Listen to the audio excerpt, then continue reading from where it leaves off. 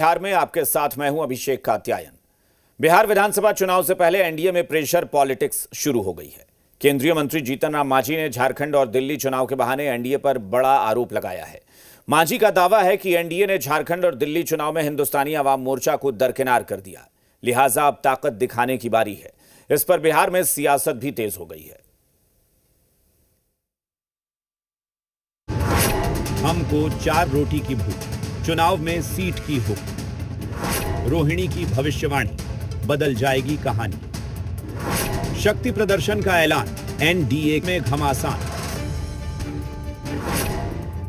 केंद्रीय मंत्री जीतन राम मांझी बिहार एनडीए के लिए सियासी फांस बन सकते हैं। झारखंड के बाद दिल्ली विधानसभा चुनाव में हिंदुस्तानी आवाम मोर्चा को नजरअंदाज करने पर मांझी का सब्र का बांध टूट गया है।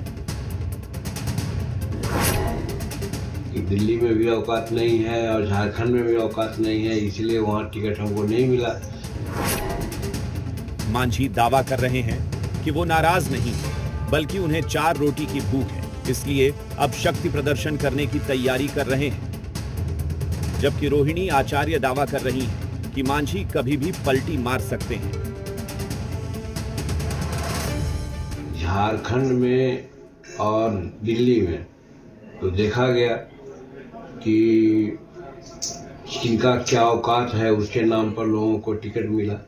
इसका मतलब है कि जीतन मांझी का औकात वहाँ नहीं समझा गया कि दिल्ली में भी औकात नहीं है और झारखंड में भी औकात नहीं है, इसलिए वहाँ टिकट हमको नहीं मिला।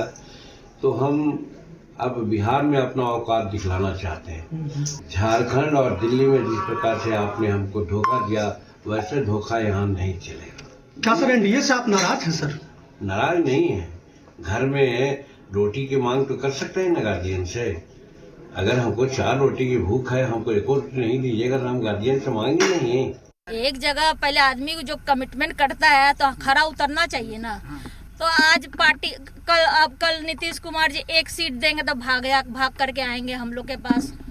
हाँ, तो ये सब ताल मतलब कि जो पैसे का मोल और उनको खाली सत्ता चाहिए, तो ये सब सत्ता जहाँ जाएगा वहाँ पे लोग जाएंगे। वहीं हिंदुस्तानी आवाम मोर्चा के अध्यक्ष संतोष सुमन भी दावा कर रहे हैं कि एनडीए में हमको कमतर समझा जा रहा है। चुनाव का समय आएगा तो इस पर विचार होती है। जब इस पर विचार होता है तो अंडर टेबल विचार होता है, मीडिया में नहीं बोला जाता है। हर पार्टी का एक डिमांड होता है, हर पार्टी की एक इच्छा होती है उसके कार्यकर्ताओं की। उसके हर पार्टी के कार्यकर्ता चाहते हैं कि हमको ज़्यादा से ज़्यादा सीटें मिले। अब मांझी के बहाने आरजेडी बीजेपी को भी घेर रही है, तो बीजेपी का दावा है कि एनडीए एकजुट है। देखिए, आदरणीय जीतन बाबू मांझी जी जिस बीजेपी के साथ हैं, वहां पर वो अपने समाज का, दलितों के सम्मान की बात सोच ही नहीं सकते हैं। कोई ऐसा सहयोगी नहीं जिसे बीजेपी ने ठगा नहीं, तोड़ा नहीं।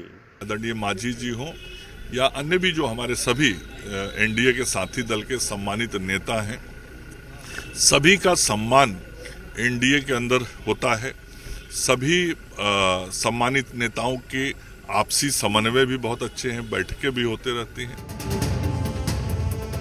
वहीं कांग्रेस पशुपति पारस से लेकर उपेंद्र कुशवाहा तक का नाम गिना रही है। तो जेडीयू का जवाब है कि एनडीए एक साथ खुले मैदान में सम्मेलन कर रहा है, तेजस्वी की तरह बंद कमरे में नहीं। जीतन राम मांझी स्वयं कहे हैं कि झारखंड में और दिल्ली में उनको सीट न देकर भाजपा उनको औकात दिखा रही है, और बिहार में वो औकात दिखाएंगे।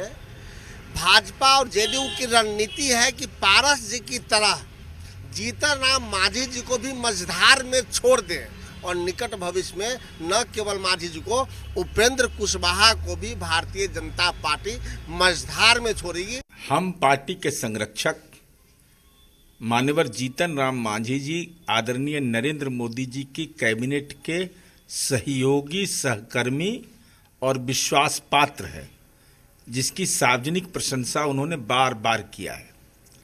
माननीय नीतीश कुमार जी का राज्य में एनडीए की सरकार है, यहाँ उनकी पार्टी सत्ता का साझेदार है।